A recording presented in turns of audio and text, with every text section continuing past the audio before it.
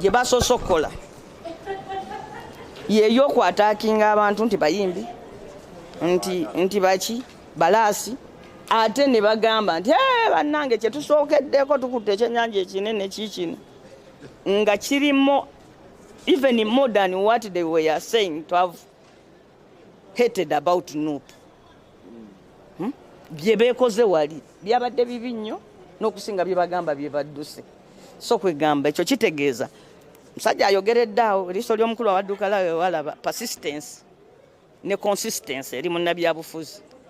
Bw'obanga ekintu ogamba nti kikyamu kibeere kikyamu, naye gwe bw'obanga omukono ogumu gusonga mu kintu nti kikyamu ate omukono omulala nga guwerokaminga n'ekisinga nawo.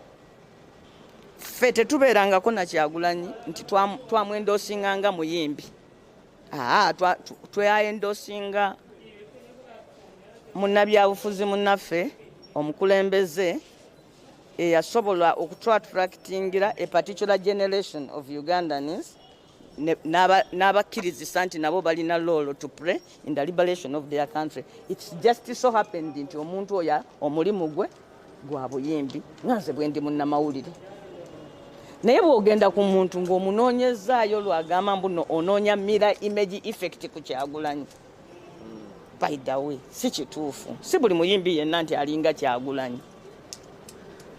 Si buli muyimbi yenna nti alinga Kyagulanyi. Kubanga nze kyemanyi mu politics naddala ow'obukuusa bagamba if you want to fight someone, if you read the 48 laws of power, they say if you want someone to fight somebody, you create a mirror image effect on him. Like bw'olaba kapa n'ogiterawo endabirwamu bwe yeerabamu n'etandika okwerwanyisa. That you fight your image. Kyebaagala. But I think Kyagulanyi is not like good. For all intent and purpose, Kyagulanyi n'omusayiningi banjawulo. Naye nga bwegambye mu Nuupu eyo waliyo omuntu abantu be twalonze okwogera ku nsonga ezikwata ku oyo omusayi. Yes, awo wennyini we tugenda okuba nga tutandikira gwe mukwano gwange. Otegeeza nti kuyigi updates TV kooli era gwatenda kuba nga subscribinga osobola okuba nga otweyungako buli kadde buli ssaawa gwe mukwano gwange ali eyampuliriza. Abali embulayira nammwe mbanirizaako nnyo temuva ku Yugi Updates TV. Mwaba subscribinze ne mulayikinga abajja mu comment section nammwe mbanirizaako nnyo. Mwebale nnyo omulimu gw'omukola ogw'amaanyi.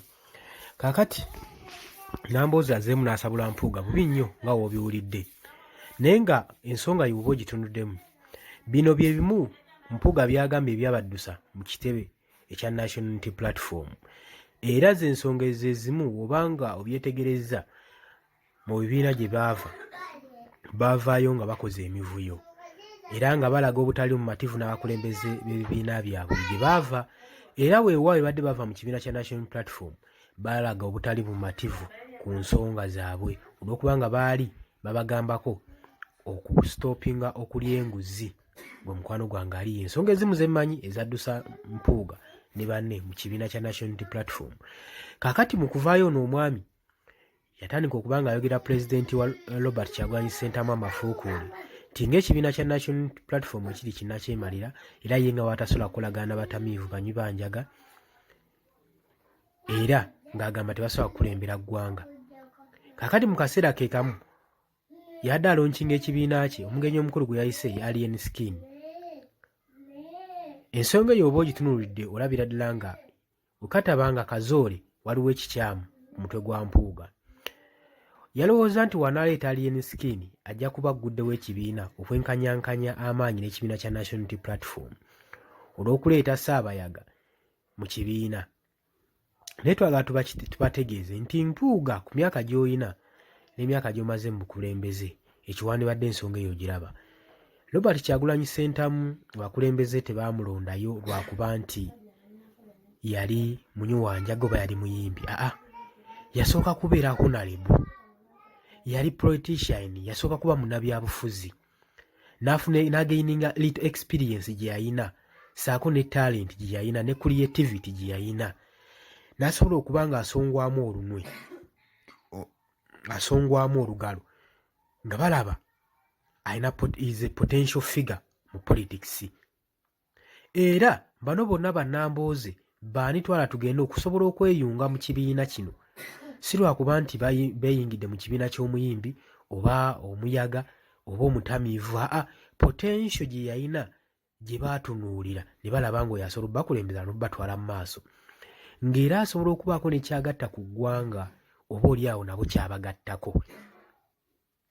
Kati ggwe era mukyatomera nnyo okuvayo n'okola ekibiina ky'ebyobufuzi ng'olowooza nti ndogenda kukuŋŋaanya abayaga obateeke ku platform olowooze bagenda okuyambako okuddukanya ekibiina kyo n'okukuleeta ku platform popularity. Ekyo weerimba era tukkirize kugamba nti okyali muto mu byobufuzi, endowooza zo zikyali mabega nnyo. Gwe okusinziira nga woolaba ebintu bino gwe mukwano gwange wamma gwe obiraba otya?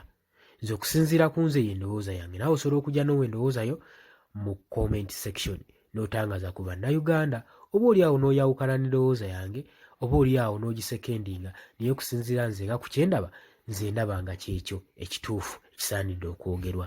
Mbaagala nnyo, mweraba.